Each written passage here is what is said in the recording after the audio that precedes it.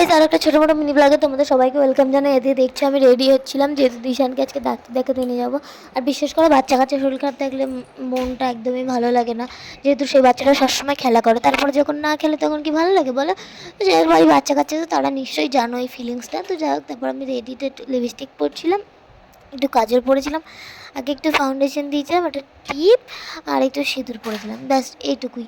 তো যাই হোক, আমি রেডিটা হচ্ছিলাম। তোমরা অনেকে ভাবতে পারো যে বাবা, বাচ্চার শরীর খারাপ, এতই যখন মন খারাপ তাহলে রেডি কেন হচ্ছে, এরকম লিপস্টিক পরছে, কাজল পরছে, কিসের জন্য?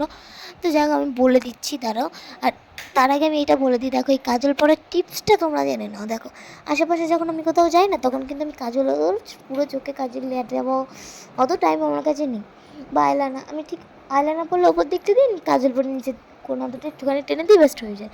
তো যাই হোক, তারপরে এদিকে দেখো মাথাটা আঁচড়ে নিয়েছিলাম, মাথাটা জাস্ট উঁচু করে আমি বেঁধে নিয়েছি, এই সিঁদুরটা পরে নিয়েছিলাম। তো যাই হোক, এবার আমি বলি, আসলে আমি যাচ্ছিলাম বাপের বাড়ি। তো মানে দিশানকে ডাক্তার দেখিয়ে ওখানেই ডাক্তার দেখাই, তো ডাক্তার দেখিয়ে ওখান থেকে একগুলি ঘুরে আমি আসতাম। তো সেই কারণে আর গিয়ে আমি কী করছি না করছি সেটা তো তোমরা দেখতেই পাবে। তো কেন যাচ্ছি সেটাও বুঝতে পারো। সেই আনন্দটুকু আর দুঃখটুকু দুটোকে মিক্সড করে একটু সেজেও নিলাম, একটু মনও খারাপ ছিল। তো যাই হোক, তারপর ভাবলাম যে কানটা ফাঁকা ফাঁকা লাগছে, তো ছোট্ট একটা টপ কানের পরে নিলাম। এবার এই কানেরটা দেখো তোমরা কতটা বুঝতে পারছো জানি, কানেরটা দেখো কত প্রিটি একটা কানের। এই কানেরটা কিন্তু আমি হচ্ছে দিশানের ঠাম্মিকে গিফট করেছিলাম, তো ছিল এটা এই ঘরে, আমি সেই জন্য পরে নিলাম। তো যাই হোক, দেখতেই পেলে কানেরটা কত প্রিটি। তারপর ভাবছিলাম কি চশমা পরবো কি পরবো না, বুঝতে পারছিলাম না কোনটা পরে ভালো লাগছিলো না না পরে বেশি ভালো লাগছিলো।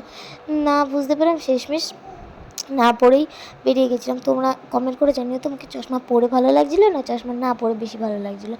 তো যাই হোক, এদিকে দেখো আমি না পরেই এদিকে বেরিয়ে পড়েছি, আর আমার ফুল লুকটাও তোমাদেরকে দেখিয়ে দিলাম। যাই হোক, আমি তো আগে রেডি হয়ে গেলাম, এদিকে দিশান খেলা করছিলো, তাই ওকে রেডিটা আমি করিয়ে দিচ্ছি। আমি জাস্ট চুরি মেরে ওকে রেডি করে, ও কিন্তু মাম্মার করলে উঠেও গেল।